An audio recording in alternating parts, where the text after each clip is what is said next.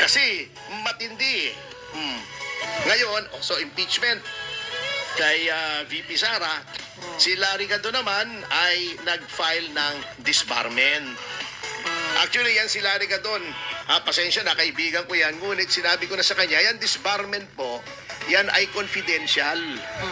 Pagka ikaw ay nagpa-file ng disbarment, according to the rules of court, ikaw ay hindi mo dapat yan ay pinapublicize.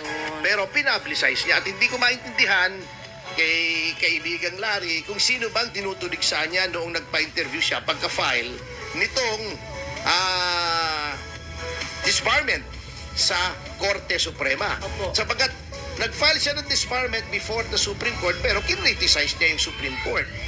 Why are you asking for relief from a body na sinasabi mo hindi ka naniniwala, sinasabi mo ay bias, hindi sumusunod sa rule of law? Yun ang mga tirada niya sa Korte Suprema eh. Ganun. Kay Pro Marcos daw at sabi niya, tinakot niya, pagka hindi daw inaksyonan yung kanyang disbarment ay pay-impeach niya. Sinabi niya yun. Ng Korte Suprema, i-impeach daw niya. Kaibigang Larry, pasensya ka na, ito naman ay factual. Bubo talaga. Magkaibigan tayo pero I have to say this kasi laging binibida ni Larry Gadon, siya daw ang nagpatalsik kay Sereno. Kasi nag-file siya ng impeachment at totoo naman, nag-file siya ng impeachment. Pero yung impeachment na yun ay hindi na inaksyonan. Hindi yun ang nagpatalsik kay Sereno.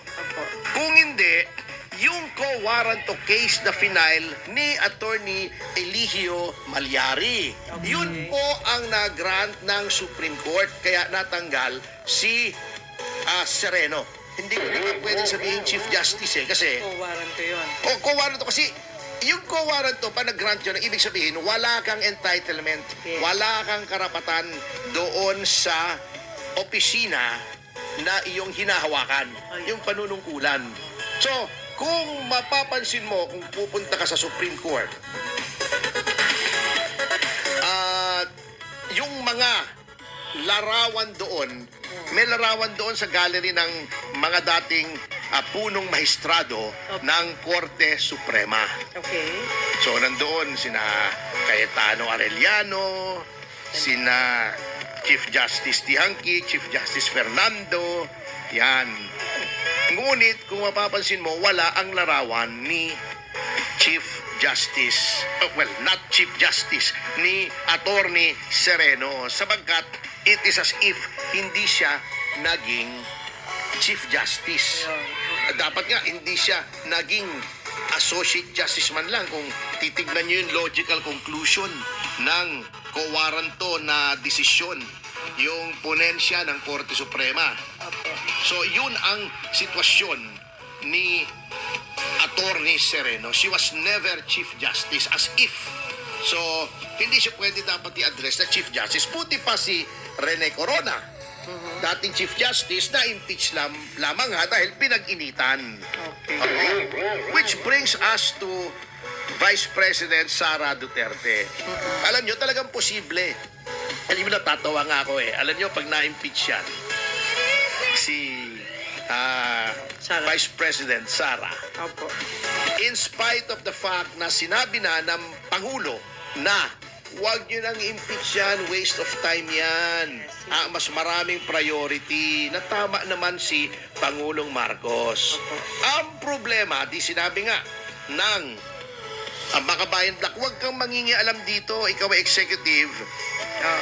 Kami ay lehislatura, hindi mo kami dapat pinapakialaman dahil may separation of powers. Technically correct. But, ang presidente, kahit siya ng executive, nagsiset ng legislative agenda ang presidente. Kasi hindi porket separation of powers, hindi na kayo magko-cooperate. Kahit ano sabihin ng presidente, baliwala sa iyo. Kaya nga, meron tayong proseso na kapag ang isang bill na final ng isang mambabatas ay sinertify na urgent ng executive, ng Pangulo, ito ay inuuna. Bakit? Sapagkat, although under our constitutional government, ang Pangulo ang nag-execute ng batas, anong i-execute mong batas kung walang batas? Ayun. So, sinong gumagawa ng batas? Of course, ang lehislatura. Ang batasang pambansa. Composed of the Senate and the House of Representatives. Ngayon, di ba ang Chief Executive nga, ang punong ehekutibo ay Pangulo. Siya ang nagpapatupad ng batas. Opo. Kumbaga siya ang in charge kung anong direksyon pupunta ang Pilipinas, ang ating bayan. Kaya nga number 1 yung plaka niya eh. Although talagang pare-pareho na ang Chief Executive, siya yung puno ng ehekutibo, ang Chief Justice puno ng Hudikatura, at ang mga puno ng lehislatura ay hatian eh. Ang Senate President para sa upper chamber at sa lower chamber or lower house ay ang speaker. Okay. Pero, so dapat yan, separate but co-equal. Co-equal sa powers, pero hindi pwedeng lahat number 1. Ayun. Di ba? Oh, di ba, there can only be one, di ba sabi nga, Opo. doon sa Highlander, yung show, di ba? There can only be one. So, talaga naman, by tradition, ang pinakamataas na pinuno o pinakamataas na opisyal ay ang Pangulo. Pangulo, yes. Oo, kasi Of nasa kanyang course. power of appointment and execution ng laws. Kaya nga yung plaka niya, Given na number yan. 1. Di ba? Number 2, yung Vice President. Ewan ko, number 3 yata yung Speaker. Ano ba yung protocol? Senate President. Number 4 yung Speaker. Ayun. Oo. Number 5, Chief Justice. Number 6, Justices of the Supreme Court. Pero meron ako 6 cabinet eh. Hindi naman ako naging miyembro ng gabinete. Ang alam ko lang cabinet, yung nandun nilalagyan ko ng sapatos.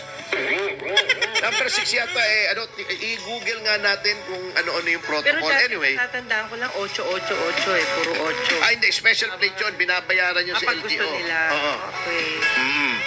So, kung ganito pala ang nangyayari sa ating bansa, at yung presidente ay hindi na rin pinakikinggan. Oo. Klaseng, Ang akin, gobyerno. oo nga, sabi ko, separate but co-equal. Pero ang nagsiset ng legislative agenda, hindi, ang pagkakamali dyan, kapag hindi sinunod, Bring you fun. Meet at Room. Dapat sundin ang sinabi ni Bangag. pagkakamali dyan, kapag hindi sinunod ng lehislatura, hindi ko sinasabing kailangang sundin, ngunit hindi naman ang power dyan ay hard power na tinatawag na may karapatan kang pag-utusan ang mga mambabatas. Wala. Opo. Pero talaga, ang presidente exercises soft power sa buong machinery ng gobyerno. Okay. Ha? Hindi naman ito paglabag sa constitutional guarantees of separation of power sapagkat talagang siya nagseset ng legislative agenda. At kung mapapansin mo, dito nga, alam mo, one of the reasons kung bakit hindi umaasenso talaga ang ating bansa.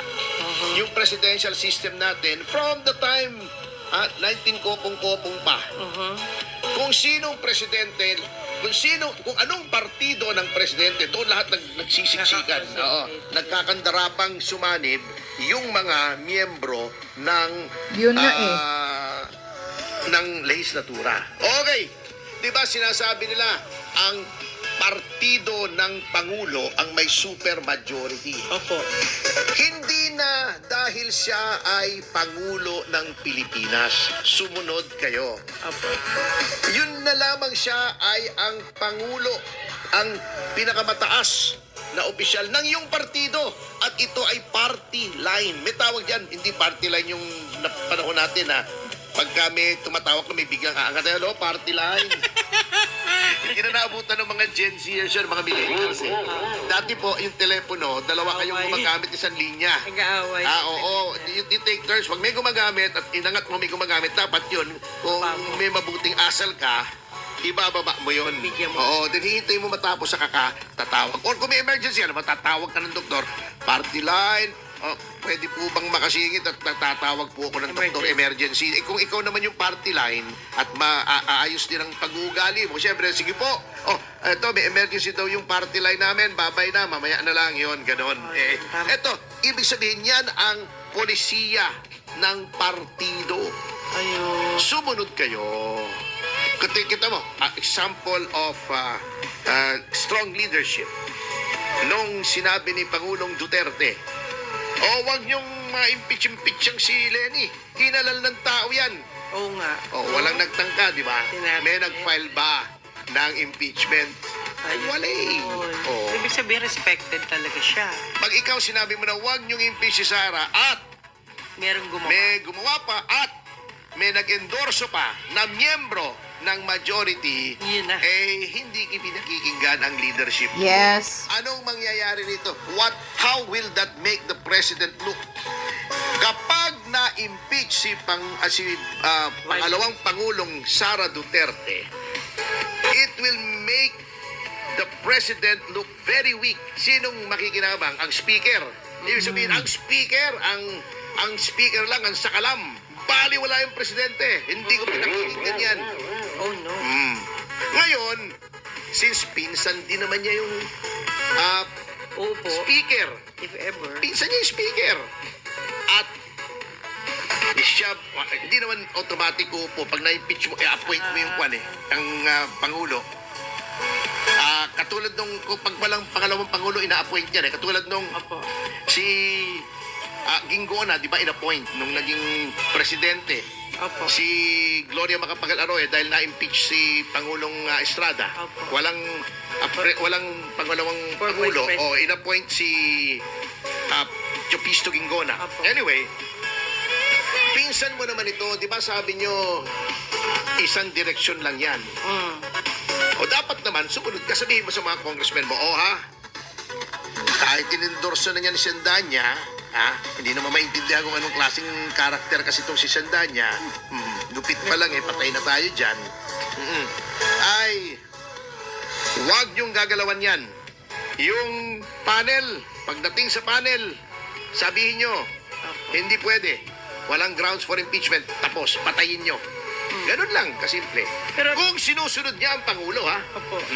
Pero attorney, di ba si First Lady is abogada? So, ibig sabihin, mas nakakaintindi siya sa batas. pero hindi naman public official ang First Lady. Opo, The pero- First Lady is not a public official. Pero maaring siya po ang nag-advise kay Pangulo, di ba? Hindi. Kung siya ang nag-advise na wag i-impeach si Opo. VP Sara, good advice. Mag-advise kaya yun? Sapagkat Naku, divisive isang demunyang Tama siya. bruhalda yung butod na yan. Hiwa-hiwalay na, nagkakawatak-watak na ang Pilipino. At sabi ng Biblia, di ba? Opo. A house divided against itself cannot stand.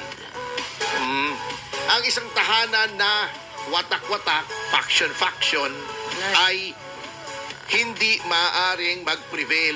Walang mangyayaring mabuti dyan. Yun ang nangyayari sa atin, faction-faction. Ang ganda na nga kasi,